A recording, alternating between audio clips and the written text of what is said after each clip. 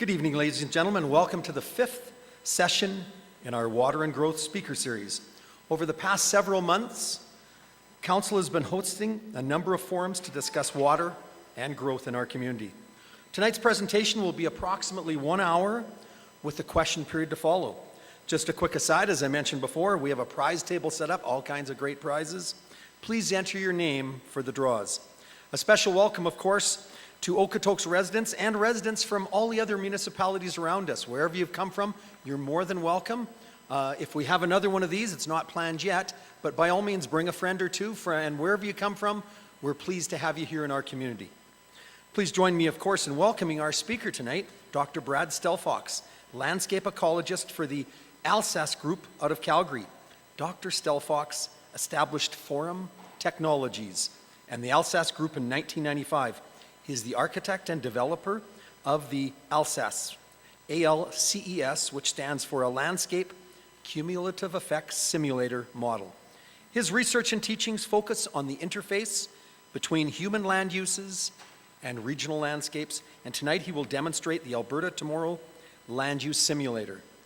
Dr. Stelfox has received the Alberta Emerald Foundation Award 2004 and the Alberta Science and Technology Award 2003 for his contributions with the Alsace model in advancing understanding of land use sustainability issues and in seeking solutions that balance economic, social, and ecological indicators. Ladies and gentlemen, Dr. Brad Stelfox.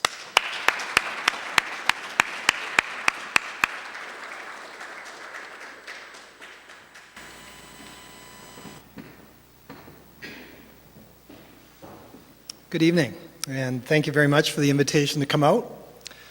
Fairly bright lights, I can see the screen, but I can't see you, and I think that'll work okay too.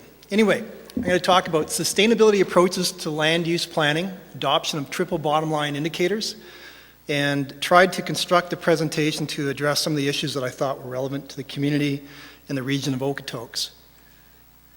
Just a little bit about ourselves. I'm a member of the Alsace Group, and I'm here with Jennifer Jansen, who'll be making a presentation for the last 15 minutes.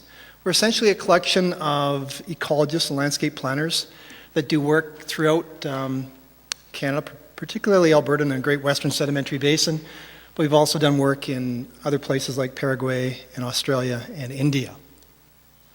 So tonight's presentation is broken into two parts. I'll be talking about land use planning and considerations of sustainability, particularly around groundwater management and land use planning. And then Jennifer Jansen is going to talk about Alberta Tomorrow. And this is a really cool internet-delivered educational tool to assist the public and students in understanding the principles of land use planning, and I think could be quite helpful for the Okotoks community. So the general outline of the presentation is to help people understand the concept of meaningful space and time, from large and empty to small and busy, tracking both the benefits and liabilities of land use, to the Alberta Land Use Management Framework. I'm sure all of you are familiar with that. We'll talk a little bit about that. From the need to move from ad hoc decisions to management by objective, the need to move to full cost accounting and broadening our performance indicators, certainly including ecological goods and services, and going beyond best management practices, the need to adopt limits and thresholds. And of course, Okotoks has led the conversation in many ways in Western Canada about actually putting some numbers on the ground. The need to shock the system. You guys are building a community. Is it going to perform well in the future if certain things change? For example, if the price of fuel were to change radically, how well would your urban design hold up? And then I'll pass it over to Jen to talk about Alberta Tomorrow. So we're going to talk about a few different models. I just wanted to make them clear. One of them is the Alsace model, and we've got this full-blown simulator we use for looking at land use planning, and we'll talk a bit about that. But I'll also talk about Alsace's Urban Simulator, and that's an online free simulator that has information on almost every community in Alberta and allows you to understand how it got to where it is today and how it may grow in the future. And the last one is Alberta Tomorrow, this very new online educational simulator that we've designed primarily for junior high, high school, and even university students. So, scale and drivers, placing Okotoks land use decisions into context. So, this is your community. We need to remind ourselves that at a certain scale, Okotoks is fairly small relative to the big neighbor to the north, Calgary. So there you can see both Okotoks and Calgary. And of course, Calgary is inside of the greater Calgary region, and the Calgary Regional Partnership area, which is only a region within Alberta. And there's dynamics that are occurring at all of these spatial scales, and it's important to understand these. From large and empty to small and busy and dynamic along the way. The concern here is that when we plan landscapes, when we plan communities, we plan them around what we see today. And it's really important for us to understand the landscape is highly dynamic. So I'll use my lineage a bit. There's my grandfather. The year here is, I think, 1898. There's Alberta. So let's go back to the 1800s. In terms of land use, by far the most dominant land use then, in terms of political leverage, if that would be the unit we'd care to use, was that of First Nations. They were the dominant people. They made the dominant land use decisions. But their influence was quickly diminished, replaced by a period in time, you can see those years there, where almost all Albertans in the province of Alberta were working directly or indirectly for one land use, and that land use was trapping. It was about that time that my grandfather arrived. He got to see and he participated in the emergence of a forestry sector and that of mining, which has been in Alberta for a long period of time, but not particularly powerful in terms of political leverage. And he certainly participated heavily in a land use that described this province for many decades, and I imagine many in this room, their history was agricultural. While agriculture doesn't have the same cachet or political importance it used to, it's still a very dominant land use. And today the hydrocarbon sector is the key land use that drives the economic engine we call the Alberta Advantage. So if I could bring my grandfather back today and have him fly over the landscape or look at the satellite image, and you can see Okotoks there in red, the general location of Okotoks, he would hardly recognize this landscape. It's been altered by a suite of overlapping land use practices: forestry, energy, agriculture, transportation, residential. If we look at light emission, and that's the image on the left, and light emission is a wonderful product or proxy of GDP. The more light, the more GDP, and you can see that Alberta is a very busy place relative to its south, east, west, and north neighbors. So let's look at some of these land uses, trying to understand how time changes, because the planners for the Okotoks area, we're not planning for today, we're planning for tomorrow. So the question is, how will tomorrow change from today? So it's instructive for us to look back in time. We can see that the amount of cropland in Alberta, starting at 0 and growing to over 10 million hectares. And let's march through time. We're going to see start in 1900 in 5-year intervals. I'm going to back it up one more time. And you're seeing agriculture expand through the prairies, north into the parkland area, west into the foothills. This is the most massive landscape transformation the province has ever experienced. Basically a decision, and we're only talking about cultivated crops here and not improved rangelands. And if we added both of these together, it'd be about 12.5 million hectares that's been converted. What about forestry? And certainly the watershed in which you live, forestry practices are important upstream. So about 20 million hectares of Alberta is regulated for forestry today, and here decade by decade you're seeing the arrival of the forest management agreement areas. And about half of all those orange areas need to be harvested once every rotation, which is every 100 years. The oil and gas sector. Again, we can see the major communities, Edmonton, Red Deer, Calgary. Here's where Okotoks would be. The exponential increase in the number of natural gas wells and how they arrived in this province. And I'll just use natural gas, a similar story with conventional oil and coal bed methane more recently. And here's conventional oil. We're building footprint. Tremendous amount of risk capital coming into the province, requiring a significant workforce. All these well sites have well pads, they have access roads, there's the seismic lines associated with them, and pipelines. We're building footprint. Coal bed methane very recently, and of course we're seeing it in the Edmonton-Calgary corridor. A very, very young land use. So conventional oil and natural gas on its way out gradually in Alberta, coal bed methane, of course, a new member of the hydrocarbon sector. Well, to have land use, you need to move goods, services, and people around the landscape. So we do that with transportation. And so here we're looking at the emergence of the transportation network decade by decade. So we're about 200,000 kilometers of roads in the province today. The province is changing. Land uses occur because we have people. So let's think maybe, for the folks in the room, and I seem to think there's some folks here that are at least as old as I am. Think about your parents, think about your grandparents and how they arrived. So at the turn of the last century, there was a few tens, maybe 60 to 70,000 people, many of them First Nation. And now we have a province, Alberta. We're up around, 3.2 million. How did they get here? Okay, so 1905, one of the first things you can see is the importance of the rails coming into Alberta. There was a time where 80% of all Albertans were rural, 20% were urban. Today, 20% is rural, 80% is urban. Alberta is the second most urban province in the country. And of course, the vast bulk of the people, 3 out of every 4 Albertans, live in the Edmonton-Calgary corridor. People walking, riding horses, coming in on a train, and driving the agricultural trajectory forward. But as time marches on and agriculture becomes less important, more and more of these people live in urban settings. So where are we today? Take our entire population, and some of them live in cities, and that's grown exponentially. The farm population exploded, but since the post-war years, we've lost at least half the number of people living on farms. And those that still live on farms, most of them do not generate their primary income from farming anymore. So this rural population went down, but the total rural population continued to climb, and the reason for that is as we lost people in the farming sector, we more than compensated with rural residential, and that's one of the biggest and fastest land use trajectories you have in your part of the world, and in Alberta in general. So we know what population we have today, and we know how we got there. The question is, where will we go?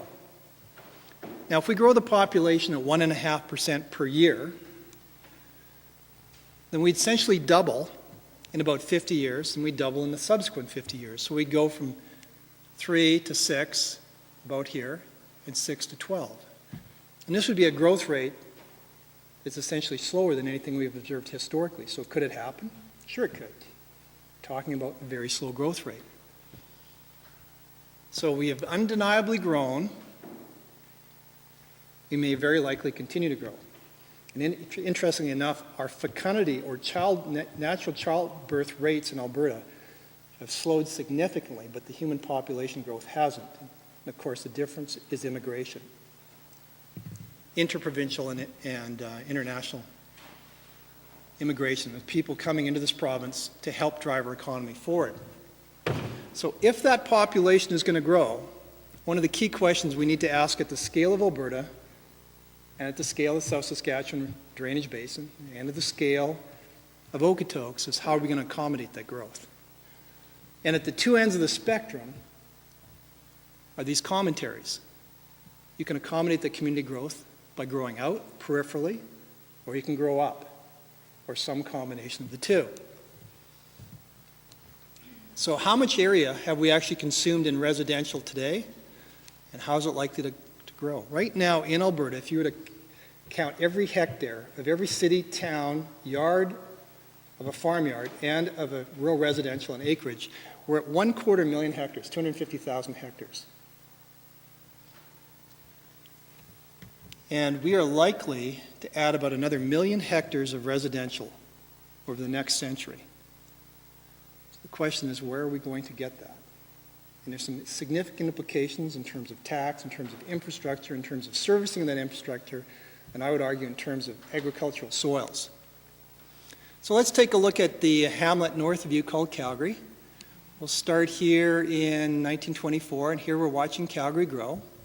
So this is all known growth. And of course, the data is a little bit old, but that's where we were at the turn of the last century.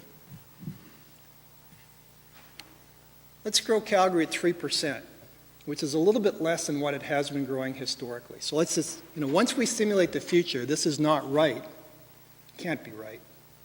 It's a projection based on an assumption. In this case, the assumption is Calgary grows at 3%, which is a little bit less than it has been, 40 and 50. Well, here's Okotoks. I'm not letting Okotoks grow at all. It's just In this particular example, it's just staying the way it is. So Okotoks would be on the edge of Calgary basically by 2050. Well, let's run the same scenario, but let's grow Calgary at 4.5%, which is not an unreasonable projection too. 2010, 2020, 2030, 2040, 2050. And the reason I'm trying to show this projection is not to tell you that this is right and this is what will happen, but to get people thinking about meaningful space and meaningful time and the very basic reality that to the extent that Okotoks chooses to adopt progressive planning principles and processes, it cannot succeed in getting to where it wants to go unless there's a broader geographic conversation at the scale of Calgary and, for that matter, at the scale of the province of Alberta. So what we've seen historically is that agriculture came to this province and consumed native grasslands. We built settlements. We primarily built them where there were good soils in proximity to water. Those settlements grew, consuming agriculture. Agriculture gets displaced off better agricultural soils, consuming the remaining grasslands. So our grassland communities are certainly the ones that have lost at the end of the day. So is this unique to Calgary? No. Here's where we were in 1951 in yellow. This red here is where we are today. This is where Calgary will be in a very simplistic scenario if it grows at exactly the rate it has historically, and the only constraint we put in is the Sioux Nation. What about Edmonton? Where it was, where it is, where it'll be. Red Deer, Grand Prairie, Lethbridge. So there's nothing unique about the challenge that you're encountering here in Okotoks.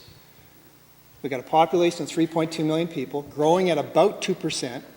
80% are living in cities or small towns. And most of our growth is being accommodated by peripheral sprawl. Most of our cities are growing faster in area than they are in population, hence the definition of sprawl. Here's our province again. Agriculture is very important, but I'll tell you folks, the vast bulk of our agricultural production occurs in this black area. These are black Chernozemic soils.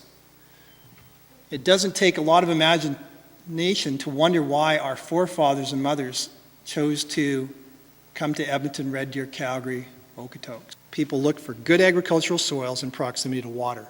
So if we look at where the population growth centers are right now, there they are. And if you look at the Edmonton-Calgary corridor, so again, by bicentennial, I'm suggesting that we probably will, basically 100 years out from today, have somewhere between 9 and 12 million people. Most analysts think there'll be somewhere between 6 and 9 million people living in the Edmonton-Calgary corridor. To do that requires us to essentially pave much of our good agricultural soils, to which we've already done a significant extent too. So let's take a look at what we've lost so far in terms of agricultural land loss. The energy sector alone, you can see natural gas, conventional oil, coal bed methane, and coal. So upwards, of 80,000 hectares have been directly lost in Alberta. The mining sector, aggregate, about 12,000 hectares. Residential, on cities and towns, between 100 and 150,000 hectares, and on acreages, between 100 and 150,000 hectares. So isn't that interesting? That the amount of area directly affected, and I'm not talking about the entire acreage, I'm talking about the house and the yard, in acreages is equal to all of the cities and towns in the province of Alberta. So we've lost somewhere between 300,000 and 500,000 hectares. That's somewhere between 200 and 360 sections. I think there'll come a time where our kids or our grandkids will really question those in Alberta that have made policy decisions concerning land use to fundamentally pave over, displace good agricultural soils, particularly the Chernozemic soils. These cannot be replaced. So that speaks to the whole question of urban design. How are we in Alberta, how are you folks in Okotoks going to build your city? How you design your community will greatly affect walkability. You basically got a decision as to whether you want to put your money and infrastructure into public transportation or private.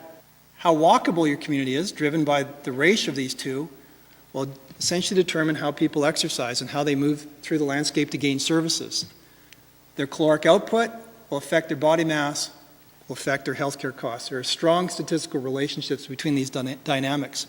Hence, the people that have the very important task of designing cities have massive implications to these indicators. If you do a little walking and you're primarily in private transportation and you're driving a lot, lots of fuel consumption, a lot of greenhouse gases. How you design your community will affect whether or not you grow up versus out. If there's lots of urban sprawl, you have to consume a lot of surrounding agricultural lands, which affects your food security. If you grow out, you're going to have an amazing amount of infrastructural construction, and even more importantly, the maintenance of infrastructure. And that's going to affect your bottom line fiscal budget.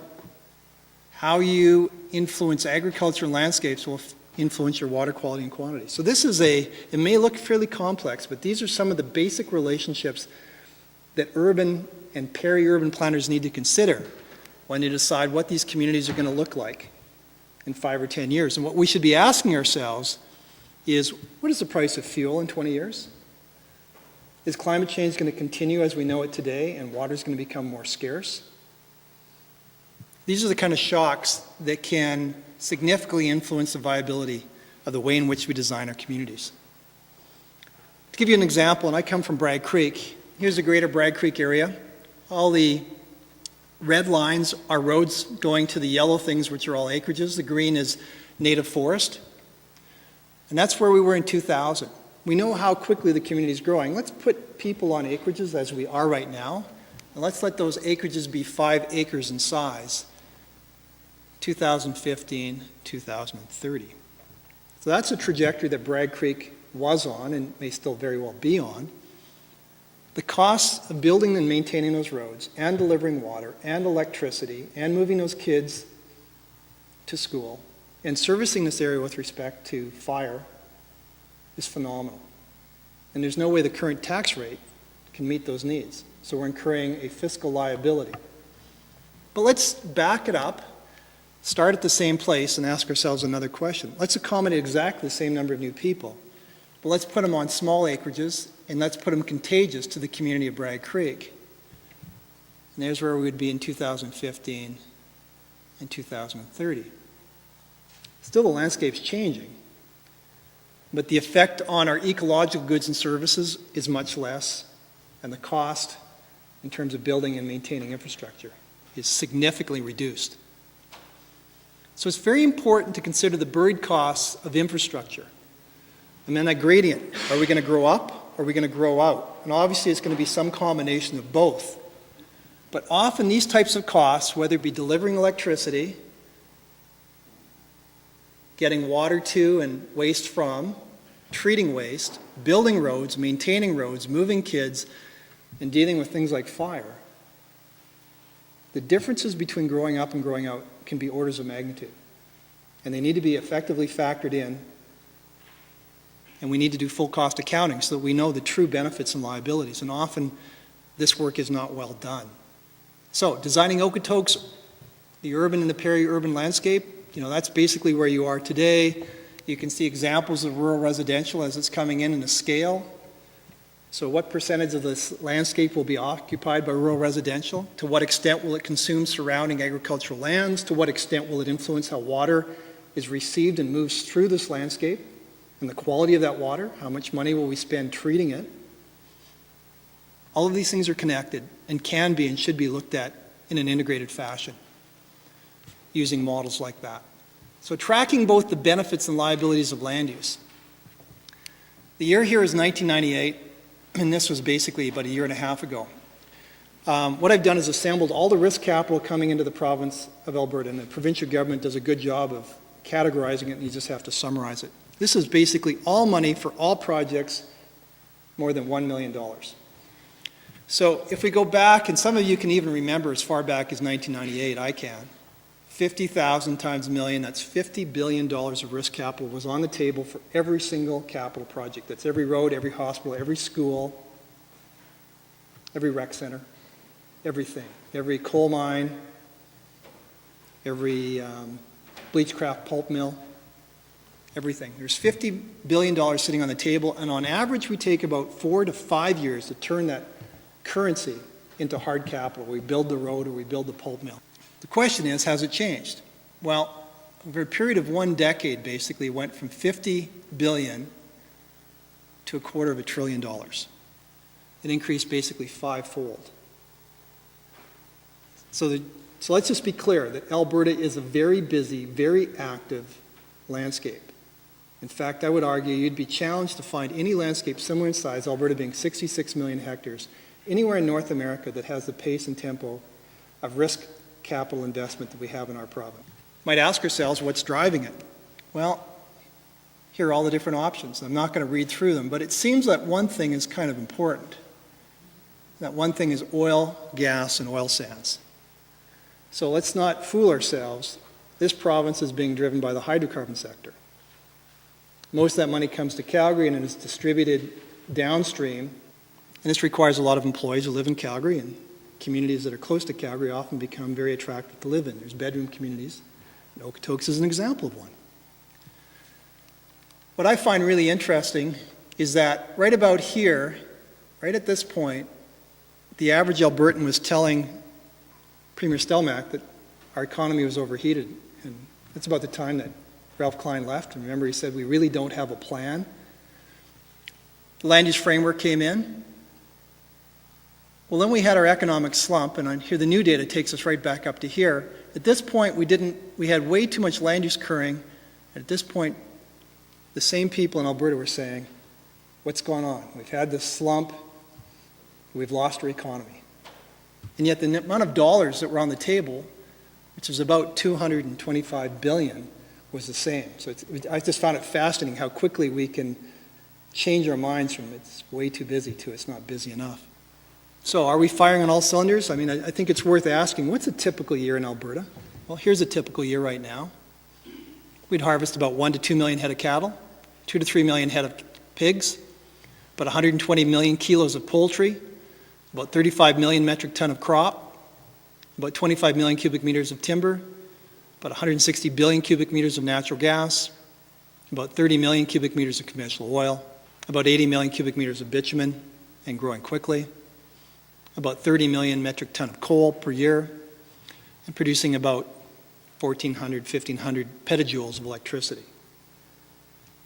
Alberta is a hauler of water, a drawer of water, hewer of wood. We're a province that extracts primary natural resources at a very, very high rate. The bulk of this is not for provincial consumption, it's for export. And it gives us a phenomenally active economy. To do that, we had to change our landscape. We had to intentionally convert 11 million hectares of native grassland and parkland into cultivated crop. We dedicated another 14 million hectares to grazing livestock. We made a decision to drain 70% of all of our wetlands in southern Alberta. We assigned about 24 million hectares to commercial forest production. We put about 250,000 hectares directly in residential, over 500,000 hectares directly in the footprint of the energy sector. These are the seismic lines, well sites, pipelines, and processing plants, and over 600,000 hectares directly in transportation. Land uses create wonderful benefits. They also create liabilities, and both sides of that conversation need to be had. So if we add all the footprints together, we're up around 17 million hectares today. But the risk capital continues to come. And with that comes people. The people need to live someplace. And that puts tremendous demands on councillors and mayors and planners as to how we can construct or design these things. And these things occur at many different scales. There's small towns or big cities. In fact, the biggest construction project is the province of Alberta. We are rebuilding Alberta. It's not changing at all in area. It's exactly 66 million hectares, but it's rapidly changing in composition and structure. Are we seeing any change in terms of our access to natural resources? Well, how about natural habitat per person? It used to be 2,200 hectares per person, 1905, and about the time I was born, it was 64. Today, it's under 20. What about water? We used to have 11 million cubic meters per person when Alberta was born. When I was born, it was about 51,000, and now it's down around 30,000 cubic meters of water per person. Water demand, which right now sits at about 6 billion cubic meters. That's what it takes to make this province of ours tick for 365 days. We need 6 billion cubic meters of water. And if you look at the growth plans of each of these land uses, forestry, energy, agriculture, transportation, residential, none of these land uses that we have in Alberta are content where they are. They all have business plans. They're all administered by agencies in the government of Alberta. They all have business plans, and all those business plans say where we are today is unacceptable. All these land uses, without exception, are too small, and they all need to grow. Okay? So the goal is to grow these. All these land uses require water. So here's where we are, and the water demand is going to continue to increase. You know what? If you keep track of all the water in the province of Alberta, this is all the water that gets into our rivers. That's supply, and this is demand. It makes you wonder what the problem is. There's a lot of water, and demand is only a fraction of it. Well, I've just shown you the graph for the province of Alberta. Problem is that 80% of our water is north of Edmonton, 80% of our demand is south. Here you guys are right here. So if we look at the southern basins, you can see what percentage of them are allocated, and it's high and it's increasing, and therefore these basins are systematically being closed off, and there's going to be a phenomenal conversation about where this water is going to go. Demand continues to climb, and for those of you that accept the principles of climate change, you know that supply is likely to go down and become much more uncertain. So if we look at the basin in which you're found, the South Saskatchewan Drainage Basin, here's your supply here, and here's your demand. And as you know, we already have a commitment to our downstream neighbors in Saskatchewan to deliver 50% of our natural flow. This is a non-climate change scenario. This is holding constant water supply. What about water quality?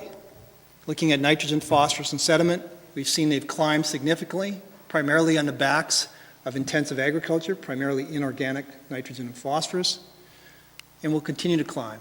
And nitrogen, phosphorus, and sediment are not bad things, they're good things. Water requires those. The problem is we are so far out of the range of natural variability. And so we spend a phenomenal amount of money treating water to make it potable. Where we've got a phenomenal ecological goods and service there, we just need to manage our landscapes such that we do many things, that we don't do many things to them, such as allow the amount of nitrogen, phosphorus, and sediment get into water. One way of kind of looking at it, a bit like baking a cake. So we've got this wonderful province, we've got an administration. This gentleman is, I guess, very recently resigned. We have a province where people want to bring risk capital in. As I showed you, about $250 billion. It sits on the table and growing quickly. Well, we need the money if we're going to have increased land use, I guess, but we also need laborers. And we're struggling there in terms of domestic fecundity. So we immigrate lots of people. We need to take the money and the people and push it through a natural resource production system, which we do. And we draw down on our water accounts and our air, carbon, soils, forests, prairie, and we produce products. Poultry, crops, hydrocarbons, wood fiber, whether it be hardwood or softwood. It's a phenomenal system. This is what gives us this Alberta advantage. It makes us so wealthy. But I think what we're seeing, and when I was reading through the background material on Okotoks, what I was so impressed by is that people here seem to understand that these land uses all have to start small, and when land uses grow, they have to draw down on other accounts. They're not independent. So that requires us to have a conversation about what are the reasonable trade-offs between our ecological goods and services and our commodity production. You've got to remember, we're not producing commodities to make Albertans warm or have houses. We produce these commodities primarily to export. So, they're actually tied together. The more land use you have, the greater the drawdown on ecological goods and services. So there needs to be this reckoning, there needs to be this account.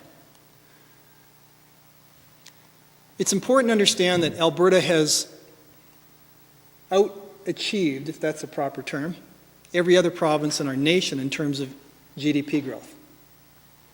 But if you look at a broader suite of indicators, and again, I can see evidence of this conversation in the literature on the website for Okotoks, there's more than just one way of defining quality of life and performance. And GDP is, I would hope, not the only one. It's certainly important. And so there's something called genuine progress indicators, and there's suites of indicators that are either economic, social, and environmental. And they factor things in like spousal abuse and drug addiction and suicide, and other things that are quite important. And if you look at Alberta, in the last several decades, we've been in a gentle slide. So even though there's more money circulating in this province, the quality of life is not even holding on. So that's something that we need to consider. I'm not for a moment suggesting that fiscal indicators are poor. In fact, they're exceptionally important, but they cannot be the only indicator that drive a community like you folks as to how you decide to define the design of your communities. So there sits Okotoks. You have decisions. How much area are you going to dedicate to residential, both urban and rural residential? How much area do you want in crops? Do you want to be able to meet your own food production needs? What happens if you wake up tomorrow and fuel is selling at $4 a liter? How well does the design of your community work? Can you even get food to your community? How much of the land is going to be dedicated to livestock or hydrocarbon production or wood fiber? And there needs to be, and there's no excuse, I believe, anymore for not incorporating ecological goods and services in the classic economic equations. You have phenomenal resources here. I mean, it's very clear you guys cherish and understand the importance of the Sheep River and its watershed. That is an account. That's a natural resource account. It's critically important to your kids and grandkids and to yourselves. So how's it being managed? So an integrated approach is required, and communities like Okotoks need to start thinking about what I'd call management by objective. You know where you are today. Where is it you want to go? And please don't tell me it's, we want 2% growth or 1% growth. It's something different. It should be defined as quality of life. And part of quality of life is a fiscal engine. So how many of these things do you want? That's going to require your mayor and your councillors and all your civil servants to have some very, very tough conversations. And if you get consultants coming to this community saying you can have it all you need is smart people, smart consultants, and they can give you the win-win-win scenario, then you're on the wrong track. Like anything else worthwhile in life, it's painful, and it's difficult, and it's about trade-offs. It's just like how you interact with your kids, or your wife, or your husband, or you deal with your bank account. It's constrained, and you've got to make tough decisions. It involves thresholds. It's a very, very challenging conversation. And I think as we discussed before, even if Okotoks is successful at having this conversation, that does in no way guarantee success in meeting your objectives, because you're one community in a much smaller landscape, and you've got many very large neighbors. It's because of the recognition of these issues that the Alberta Land Stewardship Act was passed. I think Ted Morton did Albertans a tremendous service by suggesting that it was high time to have this conversation. Of course, that spawned the land use framework, and recognition that the province of Alberta, which is managing all of these land uses, silo by silo, was no longer an effective way of dealing with one province where all these land uses were bumping into each other. So clearly, an integrated systems approach, explicitly recognizing the foundational importance of natural capital and the trade-offs that occur between land uses is required. And this is the conversation that characterizes the land use framework. So you guys are obviously in the South Saskatchewan region. A very, very important conversation. If you're wondering whether or not, in fact, you live in a construction site, consider the following graphic. The number of boys and girls that went to work this morning in forestry was 25,000. They all have feller bunchers or trucks in their hands. 56,000 farmers, 5,000 ranchers, 10,000 in the mining sector, 122,000 in oil and gas, over 100,000 in transportation, 160,000 people went to work today just in construction, and 13,000 in the utilities industries. That's 500,000 Albertans that are in the construction industries in a general sense. Again, we've got 3 million plus Albertans. 500,000 went to work in these industries. Collectively, they're building us a new Alberta, much like your mayor and councillors and planners are building you a new Okotoks. And how it looks in 50 years, I bet, will not necessarily look like it is today. The question is, are they adopting the right plan? What are the objectives? Have they internalized ecological goods and services? Is it a design that's not only going to meet the needs of the community today, but meet the needs of the community in 10, 20, 50 years, when fuel costs may be quite different, and the ability to commute into Calgary may no longer be there, and it's way too expensive to move food up from California? Are you guys protecting your agricultural soils, for example? That's why Albertans are asking the province, what's the plan? And that's, so metaphorically, we're building a house. Many of us have done that. Question is it the right house? And that's what the land use framework is supposed to do. So historically, I would argue that we basically adopted an ad hoc approach, driven by money and driven by opportunities without management and by objective. We just got to where we got to. I think what Albertans are saying is now we can stop, we can look forward, we can try and define the house that we're going to build. Consider Alberta a house with multiple rooms, 7 rooms in the land use framework. Let's define that provincial house. And if we can define it, what collection of land uses in space and time take us from where we are to where we want to go? And not all of them will. And that's why planning is so important. So strategic planning thinks about this, thinks about how to get there, and then you got 1 billion operational decisions along the way. Please let strategic planning drive your operational decisions and not let tactical decisions drive strategic planning. It's difficult. So Alberta started this conversation with the land use framework, and in fact, your development plan is an example of that at a much smaller scale, and you guys should applaud yourselves for starting that conversation. It's also important to realize that just because us in this room might have a conversation of what we want Alberta or Okotoks to look like metaphorically in 50 years, your kids, your grandkids, and your great-grandkids may have an entirely different view of what they want this province to be, and I have no problem with that. Adaptive planning is fine. Planning is what's critical. People in this room, including myself, may not be after the same things our kids are. Can we best practice ourselves out of our problems? So if we look at water quality and what livestock do with it, we can solve a lot of problems in terms of how we deal with cattle, how we get them off stream through salting or fencing. Best management practices are key. Or how we might choose to reintroduce riparian vegetation into so many of these river systems like Sheep Creek or Sheep River, whatever you call it, and that would significantly reduce the amount of sediment getting in. These are best management practices. They should be adopted. Or how we deal with moving towards no-till cultivation, which is a best practice we've actually accomplished in many places in Alberta. Or how planners choose to grow communities. And is the focus going to be more suburban, sprawl, or is it going to be higher density, multiple use? Types of architecture that allow people to walk to the services, get out of cars, minimize their footprint, get into better shape, have a longer and healthier lifestyle. Those people that have the responsibility of designing communities will drive this conversation. How we choose to deal with riparian habitat. Are we going to continue to allow people to destroy shoreline?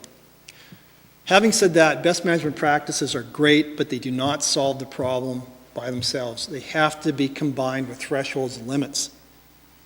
So I think, if this young lady is, maybe she's only 4 years old in Okotoks today, I think what the kids of the future are becoming much more comfortable with is understanding that true economic performance, yes, is driven by GDP, but is also driven by the ecological goods and services, in this case, of the greater Okotoks ecosystem. And as we produce more and more commodities, we draw down on these.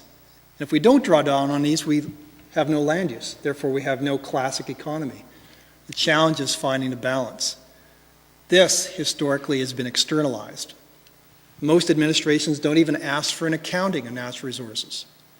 What we're going to have to do is start talking about new economic instruments. How do we pay people, because we're in a free enterprise economy, how do we pay people for delivering services that are important to society, ones that historically we just thought were given? And there's many economic instruments that we can look at.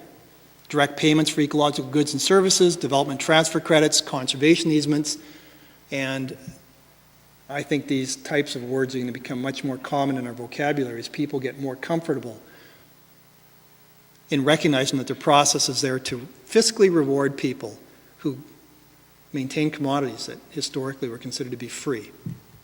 Think about it this way. Joe Farmer, Joe Rancher, Joe Lumberjack. They need to make money. The only way they make money right now is to produce crops, cattle, or wood.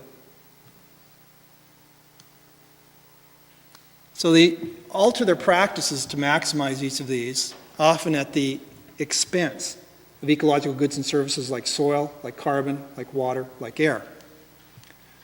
Alternatively, Alberta or Okotoks could be paying people in their watersheds. The farmer is getting paid for crop production, for the quality and quantity of the water, and the amount of carbon sequestered in the soils. And same with the rancher, and same with the lumberjack. And if you think this is hairy-fairy stuff, there's real examples being developed right now in many different places in the world. It's early, it's young, it's embryonic, it's not without its challenges, but there are ways of doing this.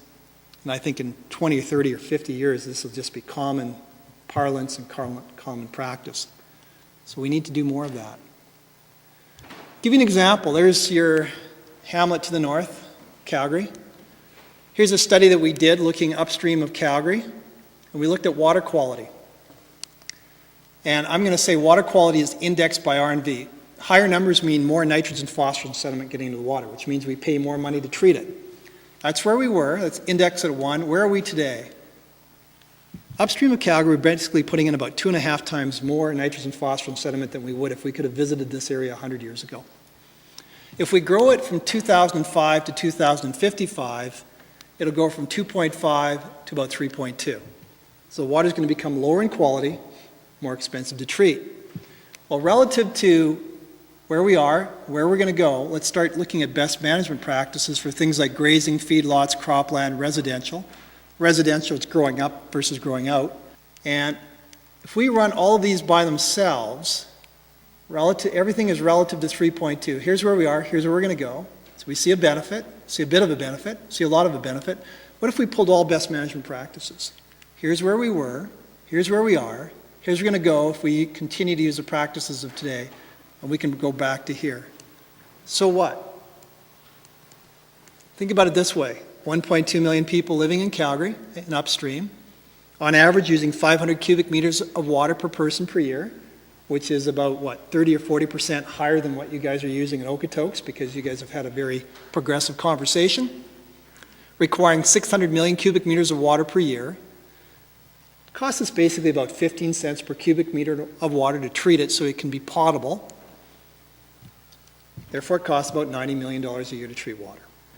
We can increase water quality from that 3.2 to dropping it down to 1.7. So quality is going up as the amount of nitrogen, phosphorus, and sediment goes down. That's a $30 million saving per year. What would you do with $30 million a year? You would use it to pay the people that are adopting the best management practices. So, encouraging fiscally nodal acreages rather than uniformly distributed acreages, fencing livestock off streams, reestablishing riparian buffers along agricultural areas, expanding riparian buffer strips in our commercial forest landscapes, adopting more advanced technologies concerning fertilizers to try and keep them in the fields and out of the water. $30 million a year, forever, is a lot of money to encourage best management practices. I'd like to shift gears a little bit and talk about shocking the system. The reason that I showed all those time series early on is to get people into a mindset that the way it is today is not the way it's going to be tomorrow. Just think about bringing your grandparents back and having the opportunity to fly or drive them around Alberta. They'd be shocked, maybe excited, maybe despondent, but it would certainly differ. So not only do we need to meet the needs of today in terms of services, we need to meet the needs of tomorrow. And there's lots of uncertainties. So when we design our urban centers, we need to be cognizant that things can change. Like I brought this example up before. What would happen if fuel prices were to escalate very quickly? Does your current settlement infrastructure work in terms of construction and maintenance? Would there be the same tolerance and affordability of commuting if gas was $4 a liter? If we could no longer continue to import our food, do you guys have enough good agricultural soils within 100 kilometers to make it work? What about climate change? The models we've run for this area suggest significant changes in flood frequency and magnitude, increased frequency and magnitude of drought. So what does this mean to food security? So land use planners not only need to consider what's going on today, but what may hip check us in the future, and are the types of structures we're building, which is basically urban architecture, functional. So I'm going to leave you with a few closing thoughts before I pass this on to Jen. One is, Alberta is entering a new planning era. Top-down planning and full cost accounting should be embraced. And from what I've read online, you guys are further along than almost any other community I've talked about. You're looking at the prices of delivering of services. You're looking at internalizing variables that most communities haven't. Both strategic and operational planning are critical, but strategic direction should lead. Don't let tactical planning or an individual development lead. It should follow. Where do you want to go? How do you get there? A broader suite of performance indicators are required, so we need to bring in ecological goods and services. Many communities need to bring in the true costs of building and maintaining infrastructure, because often they're hidden costs, and it's so easy to look at a development opportunity as a cash cow, when in fact it's just going to drive you into a liability situation. And many municipalities in Alberta, I would argue, are in that situation today. This will require your administrations to look at new economic instruments to reward good behavior. Continue to look for best management practices, as you guys have done in terms of reducing your per capita water consumption, but that's only one of hundreds you can adopt. But best management practices by themselves are not the answer. They have to be accompanied by hard limits and thresholds. Land use simulation models allow planners to creatively explore the consequences of alternative what-if scenarios. You don't have to wait for 50 years to unfold to explore the benefits and the liabilities of a variety of different scenarios. Computer simulation models allow you to do it very quickly. I think it's clear to everyone that no matter how good or how poorly your administration deals with these issues, you're probably not going to get to where you want to go unless we see the kind of conversations that are emerging in Okotoks occur at the scale of the Calgary Regional Plan, and there are some very good conversations there. I'm very impressed by much of what they've done, but even more broadly at the scale of the province of Alberta. And this conversation has to not only occur among us mature adults, but begin to occur among kids. We seem to get old way too quickly and become managers. We need to somehow instill an understanding of space and time and the need for planning. So in terms of Okotoks, there's some relevance to what Lewis Carroll's looking through the looking glass said. If you don't know where you're going, any road will take you there. So here's looking west of Okotoks. Here's where you are today. Where do you want to go?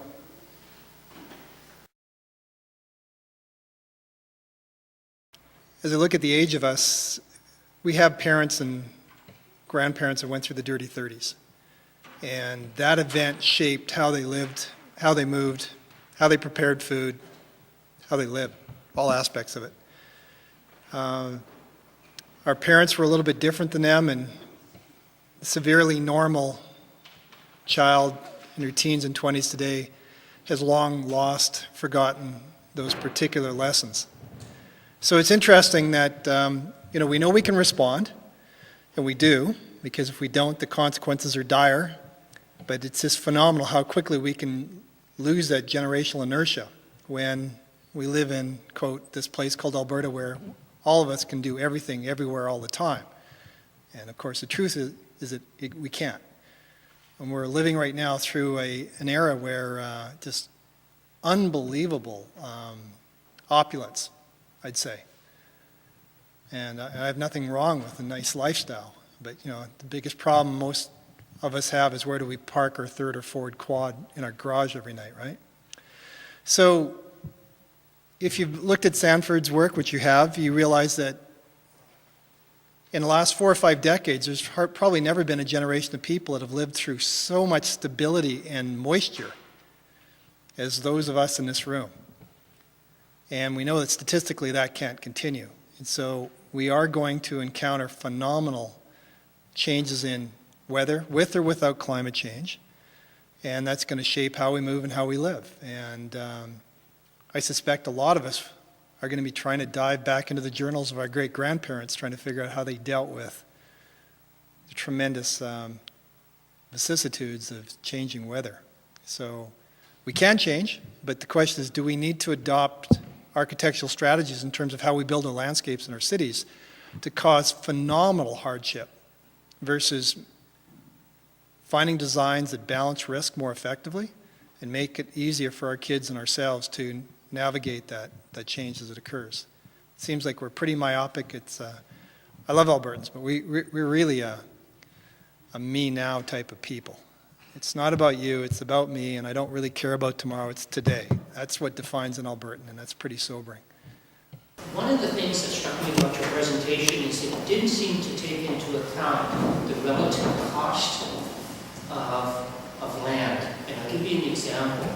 When our forefathers came to this province, the cost of land was the cost of personally developing the land. Is basically free. You just had to clear it. And so you could obtain more than enough land to support yourself, your family, your children's family, and so on. When you compare that to other countries that have a higher population density, and I'll give you an example: Japan. The population of Greater Tokyo is greater than the population of Canada, and has an area slightly greater than Calgary. To afford a plot of land for a small apartment building is more than one person can earn in a lifetime. Right. So, the era of sustainable growth ended there because there isn't the resources in the form of land nor in materials to allow everybody to have a couple of acres of land plus a house plus everything else that that we currently could afford here in Alberta. When we look at we're starting to see that sort of development already in Alberta. Young people can't afford to have a standard 1 acre lot with a house on it unless they have 2 professional salaries coming in or more, and they have to wait, they have to earn. So one of the things that concerned me about your presentation is it really didn't take into account the fact that as we increase population, the per capita distribution of wealth or the amount of wealth that an individual has actually decreases. And so there's the fact that we have limited resources tends to limit what we can do anyway, because those resources, i.e. the land, the energy, becomes limited and the cost becomes prohibitive, so you have to use this. Well, I think your point is key, and I apologize that should have been one of the key messages when I showed those slopes of land per person or water per person. Japan was on a different trajectory, or no, it was on the same trajectory, just a different point of time. And what you mentioned about Japan is what you'd say in Europe. Japan went through what we did. Japan went through what we're going through now. Europe went through what we're going through now. Japan did that many, many decades ago. Europe did that arguably centuries ago. They encountered our hiccups, but a long time ago, and they dealt with them. So one of the titles was, large and empty and small and busy, right? I'm very pleased to hear that kids today can't afford 2 acres and a big house. Let's hope they never can. Let's hope that we grow up and mature and realize that, Alberta's not changing by a square centimeter in size. So we used to all have a lot. Land is now incrementing in value because it's diminishing in supply, because it's increasing in scarcity. We're realizing that land by itself has all sorts of key services that society collectively needs. We're beginning to internalize what's there and do true cost accounting. Land is supposed to be expensive, and if it is, then I bet you we as designers will start designing settlements and land use practices that reflect that reality. So if you're in Switzerland and if you're buying a house, well, I'll tell you, you're probably one of 5 generations buying that, a house or apartment, and the same in Japan. And it will come to Alberta. So, if we're at 3.2, we go to 6, we go to 12 million people, land will become very scarce, and not all land in Alberta is equally valuable from the standpoint of cultivation or water or. So I apologize. That should have been one of the key messages, and it's a really, really good point you made. Yes, Bob, the idea of paying for ecological services seems to imply a right that landowners would have not to provide them. Because if we didn't pay for them, then they wouldn't be providing these ecological services. Don't you think that, if future generations of Albertans have the right to clean air and clean water, biodiversity, if that's a right, then should we really be paying landowners and companies to provide these services? That's a good point. I was trying to think of what a macroeconomist would say. I think you're dead right. And if we were a socialistic society and we weren't driven by a free enterprise economy, then we should all be able to get together in a church somewhere and decide what these landscapes should provide for us and subsequent generations. And there should be a greater goal that can't be expressed in units of currency. And out of just good faith and good work and good intent, we'll do it anyway. And I bet our grandparents probably acted a lot like that. Rightfully or wrongfully, we live in a free enterprise economy. And the way dollars move determine how we behave. So I think the answer to your question is, do we want to change our economic model? And if so, we may not need to use dollars to incent better behavior. But most people that I know tend to respond to rewards and penalties that are measured in units of currency. So I think it's a very good comment you make, and it's about how we choose to interact as society. So, I don't know how many farmers are in this group. Many of them would argue that they don't have lots of extra cash, and if we want them to change their behavior, we need to provide appropriate economic instruments and get them from maximizing cattle production at all costs and maximize crop production at all costs and realize there's more commodities out there. Most that I talk to say they will change their behavior if those city folk are prepared to pay for them to change their behavior. So it's a really interesting comment you brought up. Since we've moved people into the city and we're covering up our productive farmland, do you think it's feasible to move food production into the city? Oh, you bet I do. Some of you guys are as old as I am. I grew up in a community that was west of Edmonton, a community called Jasper Place. We would drive east to a city called Edmonton. Any of you guys know where Jasper Place is right now? Okay, I used to ride my horse west to shoot gophers in a place which is now underneath the West Edmonton Mall swimming pool. So that's where I was raised. 7 out of every 10 houses had a garden. And for our family, we probably met, I'm trying not to exaggerate, but we met at least 2/3 of our caloric requirements from the garden. Now in places like Edmonton and Calgary, it's less than 2% of the houses have gardens. There's no doubt we could go back to it. High fuel costs will probably force us to. We can deal with gray water much differently than we do right now. There's no reason why we can't be growing gardens on tops of homes. Calgary has, and Edmonton and Okotoks has an amazing ability to grow, and primarily because of a heat island effect too. Cities and towns are hot. We could grow an amazing amount of our primary productivity. It may be a less diverse diet than we're enjoying when we go into Sobeys and Safeways today. But yeah, one of the things we could do with our model is run a trajectory for Okotoks and say what percentage of its annual food production could be met right inside of town. And I think people would be quite surprised at how high it could be. I wanted to talk to you about, something that I've been exposed to a lot of late, and it's the notion of support or non-support of the scientific community. Now, let me explain what I'm asking. If we build a bridge, we can get an engineer to put the stamp on the bridge that the bridge is sustainable, will hold up. Through the province and the Calgary Regional Partnership and the CMP, Calgary Metropolitan Plan, we're led to believe that if we correct some of our sins of the past in terms of better managing the whole, that we can be assured of the ability to divert a significant portion of the whole for urban development in southern Alberta. No mention of the competing demands for agriculture.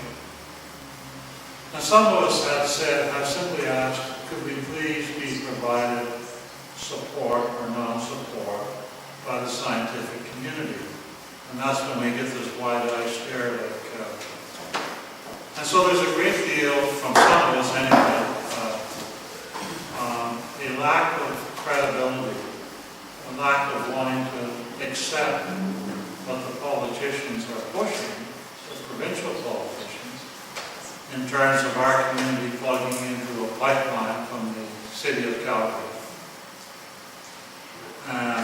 In the absence of some assurance that the water will be there for future diversion. And some of us have a balanced concern between the needs of the road itself. But being a municipal politician, we have a preoccupation with what we might think of as a reasonable certainty of supply into the future. So again, how am I, as a politician, to get some reasonable satisfaction if there is or there is not support from the quotation mark scientific community for a major diversion from the road? Seems like a simple enough question, but damned if I can get an answer. I'm a professionally trained ecologist. I'm a scientist. I'm an adjunct professor in 2 universities. I could only wish or dream that I would ever be asked to study a system that is so unbelievably simple as building a bridge. That's a piece of cake. There's equations for every single step. It's a very deterministic process. The ecological systems we work are multiple orders of magnitude more complex. Our knowledge and understanding of them is decidedly weak. We live in a world where there's very few dollars to study them and create empirical data. So given that caveat, over sits a councillor who's got real decisions to make, has been elected, can't defer these decisions for 10 years. You've got to make decisions today. And I think the truthful scientist basically needs to say, here's our level of understanding of the system, and there is gross uncertainties. And then I think, and this is where the responsibility needs to sit with all of our shoulders, is because you guys don't have a choice. You have to make decisions. How do you make decisions when the scientists have gross levels of uncertainty? You talked about water in the bow. I think you guys had folks like John Fennell probably come out and talk to you, and hopefully John helped you understand just how grossly uncertain the amount of water we have in our aquifers are. The level of uncertainty we have about how quickly climate change will influence this area and your supply. So how do we manage around uncertainty? And my view, and I think scientists are not, I've not been trained to make decisions about policy. I'm not a politician. All I can do is hope that I'm part of a community that advises you, makes you abundantly clear of just how much uncertainty there is. And then the question is, how do we as society make decisions when there's gross uncertainty? And often we do it as if we know the answer and the uncertainty is really small, rather than the truth, which is often we don't know the answer and the uncertainty is very large. And then the question is for politicians, how would you choose to manage instead with respectful ignorance rather than perceived intelligence? Because that's where we are. You guys have real decisions to make on how you design your communities when the amount of uncertainty about what the future will bring is not small but large. And if scientists are coming in and advising you that they know how these systems work and how they will behave, I think they're maybe overselling their level of knowledge. So, I mean, that may sound like a very sobering answer, is we have modest at best insight as to how these systems work. This is not simple stuff like building a bridge. It's really difficult, complex stuff. So that's probably a very poor answer, but that's how I would tackle it. So, I mean, we manage all the time on uncertainty. Right? How we select our spouses, how we manage our bank accounts, where we cross the road. So let's take it into the realm of science. It's an uncertain world. That doesn't mean we don't know anything. We know a lot, and that what we know needs to be communicated, and communicated much more effectively than we typically do.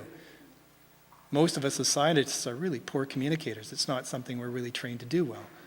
We gotta not oversell what we know, but we need to also convey what we do and not sound pompous and excessively knowledgeable. But if I ask the question, is there enough water in the bowl to support a major diversion for a parched southern Alberta? Urban, and surely to follow. Agriculture not going to sit there and let the urbans take it. Is there enough water in the bowl? Are you asking my opinion as a scientist? I think that the amount of water we're going to have in the future is going to decline. I think the variance is going to go up. I think that there's going to be a greater frequency of floods and there's going to be a greater frequency of droughts.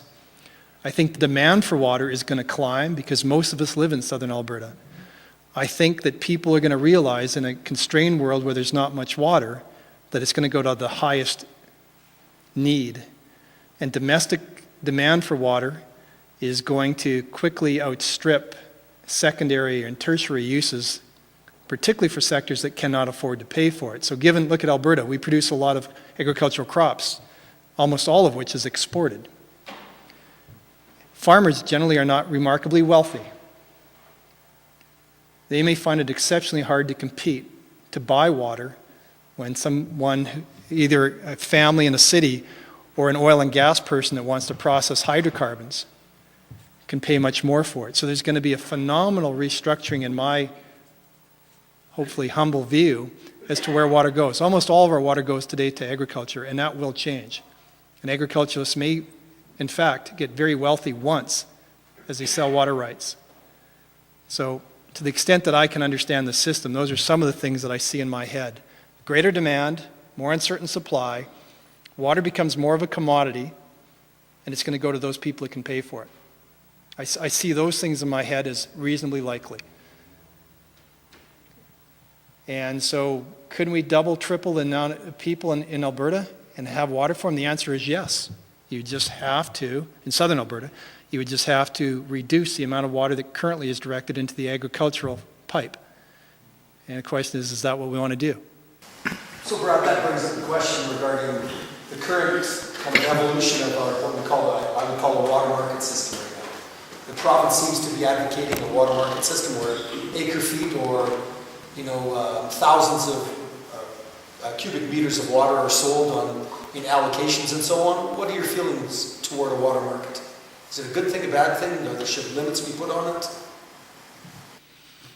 It comes back to that other question the gentleman asked is, are we defined by a free enterprise economy? If we are, then I think most of us in this room would say water is a commodity and should be traded. And should go to the best use. If we're more of a socialistic type of collection of people, we may very well have a conversation about water is too precious to make as a commodity.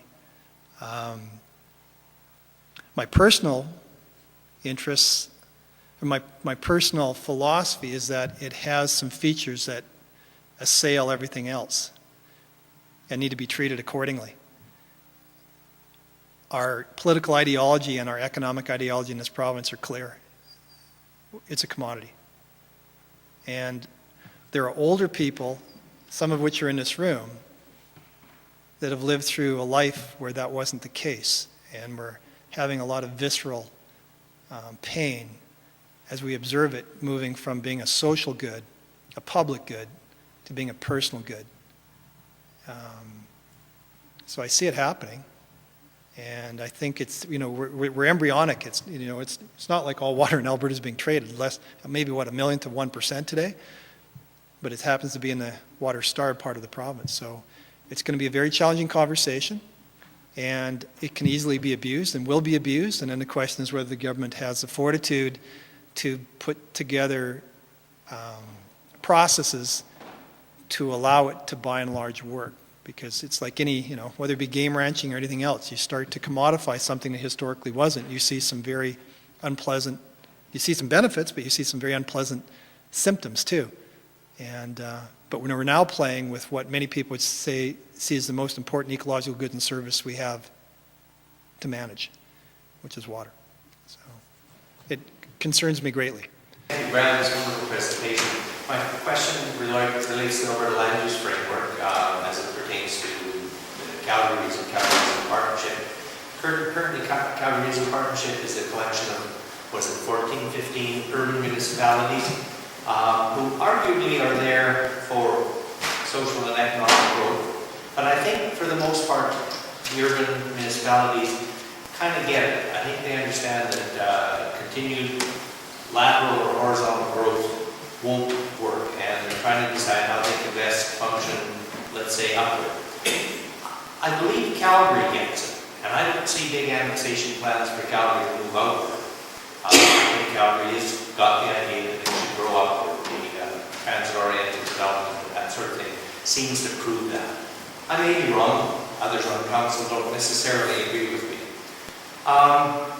The big hole in the donut, shall we say, the big vacuum is the rural municipalities in County Rockaby, I guess now, who aren't playing the game. Now, it would be nice to believe that they are there because they're not playing the game because they're putting pressure on the urban municipalities, mostly Calgary, to play nice and to grow out and to do the right thing from a land use perspective. But I have this desperate fear that they're not playing the game because they're holding back because their vision is anything goes. Their vision is we want to develop in our area because it's an entrepreneurial society, it's a free enterprise society. Can you speculate on that? What's your sense that you've heard on in your dealings? Do you see that attitude in the rurals? I think I'd respond by starting with the first part of your question. As a scientist, we often look at data. Let's be clear. There's never been a community in Canada that has sprawled as quickly as Calgary. Calgary is the lowest density community in the country of Canada. It is one of the poster childs of sprawl on Earth. That's a fact.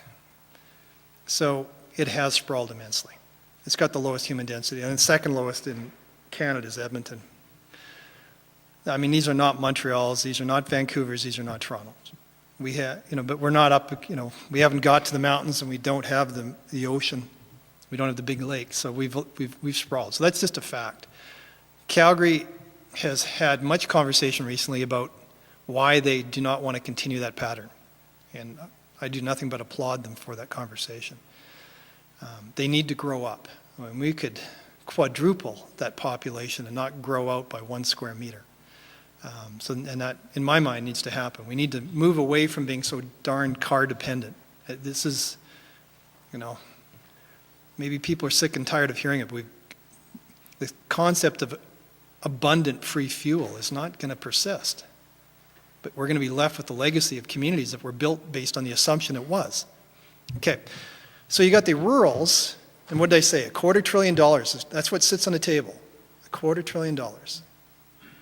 Every single of those dollars over a period of 60 months is going to be turned into something, and those rural communities want a cut of that pie. And their fear, I think, is that if they don't take it, Calgary will.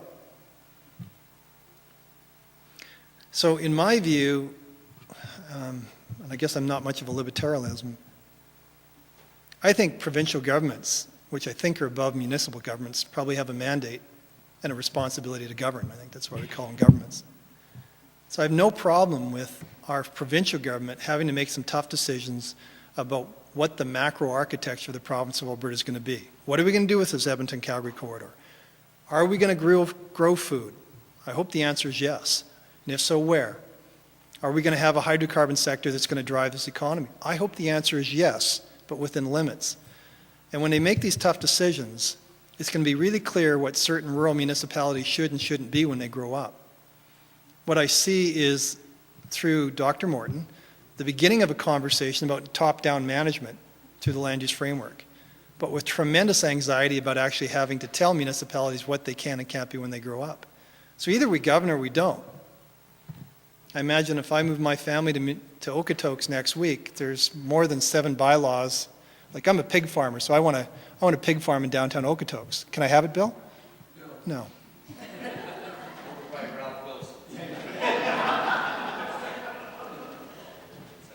So why wouldn't we have similar types of decisions about settlements and how we grow them, and food and where we grow it, and water and how we treat it? And water is nothing more than a function of the landscape. You don't go to water to see what water looks like. You just look at the landscape. It'll tell you. So rural municipalities have a lot of farmers. Almost all farmers take their teeth out at night. They're all worried about how they're going to retire. There are no young farmers. And they're really afraid that land use policy is going to tell them they can't sell their land. And they're hypocrites for that reason, and I'm one of them. So someone's got to ante up and say, guys, Brad, it's going to hurt you personally, but there's a greater good. These landscapes are really important because they have native fescue, or they secure carbon, or they produce water that's invaluable to society. And you're going to realize that there are mandates out there that prevent what you can do. And if that takes us away from a pure free enterprise economy where everyone gets to do everything they want everywhere all the time, that's certainly an Alberta that I can live in. But it seems to rub us raw, because that's not how we portray ourselves. We're all a bunch of rednecks that can do what we want. Trying to figure out, like, we're the Japan of 1612. We're the Switzerland of 1842, where they had to get to this point. But we're new, and we're here now, and man, it's a really difficult, painful conversation. We need governments to govern, and man, it's going to hurt some of us. But, I mean, for those of us that have had kids or had parents or had spouses, like all of us, I mean, important decisions are often tough, right? Now, it'd be interesting to see whether the current administration has the same vision and fortitude of some of the people that first started the ball rolling towards the land use framework. Thanks, Brad. Your information has been very enlightening. Alberta is known like a lot of other places in the world where the population is in one area and the water is in another, and it's piped there. You see in the not so far distant future that because there's a lot of water in northern Alberta being piped to the south. Yeah, that's a conversation that's been around for the better part of 7-8 decades now. First of all, let's get something straight, because I often hear politicians, let's pump it down to southern Alberta. Man, guys, it's uphill the whole way, so let's get that straight, okay? So it's not like you're siphoning diesel out of a tank, right? You got to pump it up and then up and up and up. It's just so there'd be a lot of costs. Can I imagine it happening? Yes. Do I hope it happens? No. I think it would happen if we basically fail to make a series of very important strategic decisions at the scale of watersheds we manage right now. Having said that, realizing that our country is north of another country where I think the pace and magnitude of water scarcity is going to dwarf ours. The kind of political pressure and dollars that may be dangled to make water flow south will make our head swim. So can I imagine it happening? Yes. But boy, we are really toying with macro architectural changes to landscapes, and we are choosing to see lost some ecological goods and services because society has said we're okay with that because water, we can deal without wildlife, we can deal without carbon because we can't deal without water. And so could it happen? You bet. I would hope that we make decisions that don't require that to happen, though. For a long time, my concern, and I like to think it's for my grandchildren's children, is when we start to recognize the value of water as a living entity, as I often call it, the right of water to a life of its own, aside from the preoccupation with consumption. My assessment is that provincially we're hung up on consumption. Federally, we've abandoned or never had any real sense of responsibility in terms of protecting our water courses for and in of their own right. And I guess I'm asking the question, and it's a rhetorical question, when are we going to come together federally and provincially in terms of land use and water policy in Alberta? And I think you know that I'm referring generally to Sierra Club and some of their recent criticism. And some of the argument that has been attributed, rightfully or wrongfully, to the Department of Fisheries and Oceans that they are not on side with the province of Alberta, and in terms of the way the province of Alberta is managing its water resource. So I listened attentively to a lot of what you said, and yet I'm a guy that was in the river, fly fishing on Sunday, late Sunday, and can see. I can see what's happening, and it upsets me deeply. But I don't think there's enough of me that actually see it. So I don't know if there's an answer for it. But as a member of the council and the progressive community, I've yet to see someone from the federal department come and address our council. I've yet to see our council extend an invitation. And so if that sounds like a criticism, there it is. Yeah, I take that as a suggestion. It goes back to full cost accounting. It would not be difficult to estimate how many gentlemen like yourself and myself fly fish the bow, how many dollars are spent. Those are real dollars, and they're measured in the tens of millions a year, and they need to be factored into the equation. Some of us in this room would say there's also existence value for water. I think that's what you're suggesting. They don't have to put, I personally may be willing to pay so many dollars a year just to know that the inflow needs of that river are being met, because often they're not. So better economic models, valuing ecological goods and services. But we're only 5-6 decades from a point where everyone in this room and our grandparents and our parents and our grandparents systematically drained 70% of all the wetlands in southern Alberta because it was a liability, it was a blemish on ourselves and our children, and it interfered with our ability to be alive. Because if we could drain that water, we could do something useful with that land and grow crop. Well, you don't have to look very far back. Some of the people in this room did it. I did it for about a decade. That was my job, is to drain water, because as you guys all know, water is a fundamentally bad thing. And here we are sitting realizing that water is not a surfeit, but it's a scarcity and needs to have and be recognized for what it is. And yet 70% of all surface water in southern Alberta is gone because it was fundamentally bad. Some of us are still alive in this room that did that. So how do we change that mentality? Well, if it's a free enterprise economy, we start valuing water and we start getting people to pay for what it's worth. So I assume you guys meter your water in this community? Yeah. That's one great step. How did you guys get to basically what, about 50% of the average per capita water consumption in Okotoks is that much less than the average in Alberta? There must have been an interesting conversation. Many innovative ideas. Yeah. So, and this goes back to what Jen was trying to, it's really unfortunate that she didn't have a fast internet connection, because that tool properly deployed can awaken not only the public but kids to realize what we call a systems approach, and that the landscape is only so big and you got tough decisions.